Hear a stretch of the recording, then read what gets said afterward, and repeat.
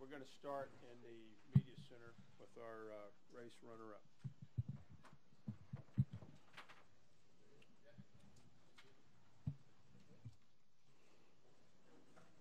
Okay, let's roll right into our post-race for tonight's 56th annual Daytona 500. Our race runner-up, Denny Hamlin. He drove the number 11 FedEx Express Toyota for Joe Gibbs Racing. And Denny, certainly it's not the win that you didn't get the win, I'm sure, that you wanted, but you had a very solid speed weeks. But just talk about today's race. You know, certainly started earlier today and finished late at night, but just talk about the emotion and then just the performance of the number 11 car. Well, you know, I think that I think our performance declined a little bit as speed weeks went on. You know, by a little bit, and I think the competition's got a little bit better and worked on their cars. But I mean, this is it's a tough business. You're out there with twice the amount of cars is what you were earlier in the week. And you know, our car, I thought, was okay. You know, given the right circumstances, you know, it was a race winner, but you know, we were just stuck in the position we were in. You know, our radios got wet after the rain, and so you know, having to, you know, I didn't perform as good as I could have because I was, you know, trying to spot myself at the end of the race, and you know, it's hard to win a super speedway race when you don't know when runs are coming and when you got to time your passes and everything, especially when you're just trying to guard against causing a wreck, knowing that you got radio silence. And so it was tough and disappointing because, you know, I definitely could have used my spotter there at the end for that green-white checkered to possibly time a run on the 88, but I'm at least happy we finished the race and didn't get in big trouble. Questions for Denny? We'll take some right now. Raise your hand. We've got Mike Embry had one. Mike Embry, USA Today. Denny, did you lose complete radio communication with the spotter, with the pits and everything, and you didn't get any help there at the end? Could you have gotten by with a car or two behind you? I don't know. Like I said, I was looking in my mirror trying to get a run on the 88, but yeah, at the radios were intermittent a lot. I'd say when we first came back from the rain, I didn't have the radio for about 50 laps or so. I thought that it dried out, and we had radio communication for about another 60, 70, and then starting around with all those cautions with about 12, 15 to go, you know, pretty much went radio silence at that point. And I'm, you know, in the middle of the pack trying not to cause a big one and trying to hold my line, but yet advance my position to get myself a chance at a victory. But it's too hard to do it on your own, honestly, and we were fortunate to finish where we were. And so, yeah, I definitely could have used them at the end. You know, I'm trying to look up at the scoreboard, trying to figure out how many laps are left, and, you know, just not knowing anything that's going on. You start to appreciate what those guys do up there.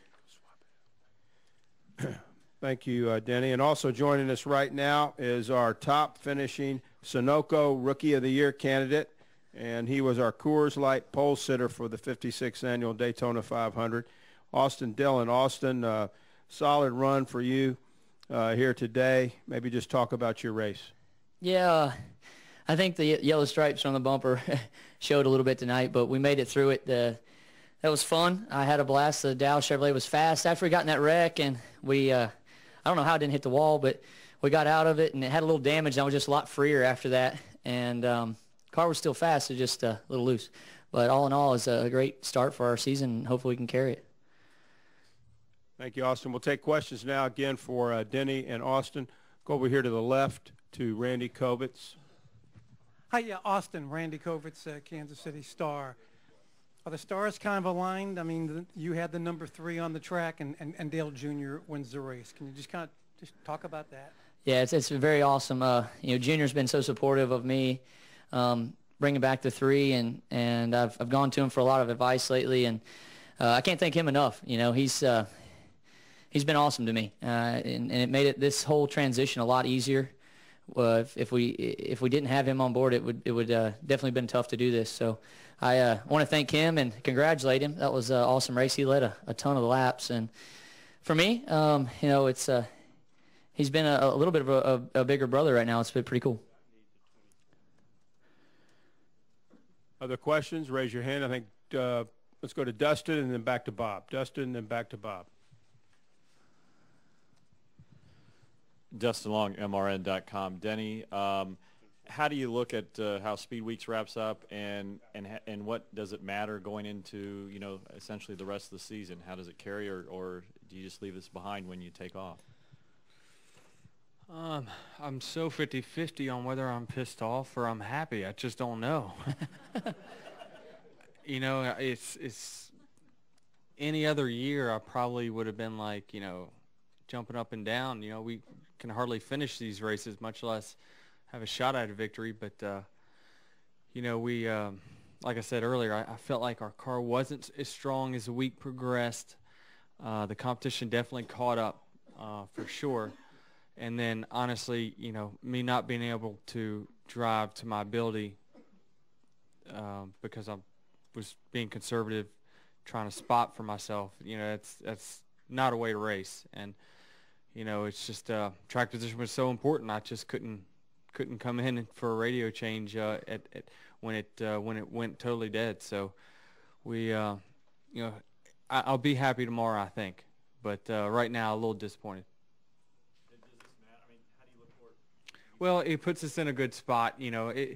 Obviously, you're going to need to win to be in the chase, or you can, if you keep doing this, unless there's 16 race winners, which it's been a long time since that, I don't mind keeping myself up top and in a safe position. It's definitely a good way to start the year, especially how we've run these last 4 races or so. It's been pretty solid. Back in the back, Bob Hockris, and then we'll go to the press box. Bob Hockris, Sporting News. Austin, did you have contact with both Larson and Newman on those accidents, and what happened? Yeah, I had contact with both of them. The 31, I had a run and everything was good, and I don't know, I haven't seen a replay of either one of them really. His rear bumper cover was off, and I barely touched him, and it turned him to the left really quick. So definitely didn't want to do that. That's my teammate. I think he touched the one and it backed him up, and then it happened quick. Like I said, it was getting aggressive there. I think there was like 10 to go, and just trying to make something happen. It was hard once you got back there to get back up front if you weren't making moves to side draft and pull people down. And I definitely learned a lot, and hopefully I can take this and go to Talladega or the next super speedway and try and do a little better. Who else had a question over here to the right? Jerry? Jerry Bunkowski, NBCSports.com. Denny, I know you're disappointed, but as one fellow driver to another driver, what are your thoughts about Junior winning? It's big. I mean, it's big for a lot of reasons. He's obviously going into the last year with his current crew chief, and so they're going to start making chase plans now early. So it's going to be good for their race team. They're very flexible right now as far as going forward and what they can do and try. But as far as the race win, obviously it's very significant that any Earnhardt wins at Daytona. And so, we were looking. I knew it was going to be tough for anyone to pass them. It's just the way this, it is kind of tough to pass a little bit once you get kind of bottled up.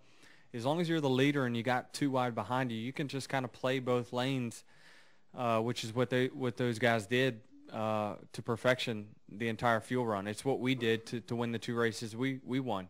So it's, for whatever reason, blocking has become easier, it seems like, and guys are getting better at it.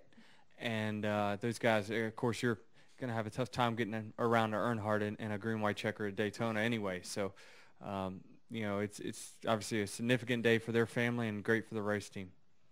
Let's go to the press box. Questions for Denny or Austin? Go ahead.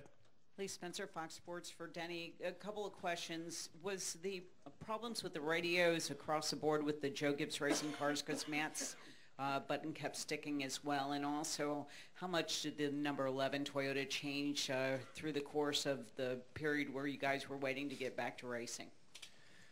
I didn't know his button was sticking too, and from what the little bit I heard from my guys is that they said that my mic was keyed solid, so that obviously they couldn't communicate to me. If he says that's what was happening to him, I don't know. It's a heck of a coincidence, but you know, who knows? It's hard to believe. You know, rain caused it or something like that, but obviously it's tough. We didn't have any indication when we, you know, everything was fine when we cranked up and pulled out on pit road, but it took to the first caution after we came back that, you know, we started having serious radio issues. So that part was tough, and Matt will attest it's, you know, nearly impossible to try to do this yourself. But our cars just, I don't know, we just weren't as good as the week progressed. And maybe we were the same, but I thought the competition got a little bit better. But it definitely, we weren't able to pass as easily as we were early in the week for whatever reason. I think a lot of it could be there's more cars out there. Your speeds are a little bit higher, so the power band of the engine is not exactly the same as what we ran for the first two races. Guys are more aggressive. All that plays into factors. So, you know, who knows, you know, but something we'll discuss with, you know, TRD and all the Joe Gibbs guys here in the next couple of days about how we could be better. Did your car change at all, though, during the red flag, you know, from how strong it was when you were leading laps early and until when you guys came back 6 hours later? Not really. Car didn't change a whole lot. We didn't make a whole lot of chassis adjustments all race. Our car was handling pretty good, so it was a little tight here and there, but nothing, no game changers, I felt like, from day to night. Other questions in the press box? No questions? No questions. Okay, let's go over here to Stan, and we'll wind it up right here. Thank you. Stan Creekmore with RPMTonight.com. Austin, does this 10th place finish take some of the pressure off you as a rookie, or do you have just as much pressure facing you coming up at Phoenix and then Las Vegas? I think we finished 8th. 7th. Oh, we finished 9th. Okay, close. But I don't think so, man. It's such a long year. We gotta keep the pressure on as far as our team, and we want to do well. We got a lot of goals we need to accomplish. Super speedway racing is so much different than the mile and a half and the short track. So we have a lot to learn, and that's what this year's about: experience and trying to finish races and get better each and every week. So we've got a long year ahead of us, and I'd like to hopefully use some of this momentum going forward. But I know it's going to be a long, tough year, and we will be there hopefully to the end of each of these races and try and learn something. Thanks. Austin and Denny, thank you for coming in. Congratulations on a successful Speed Weeks. Thanks. Thank you.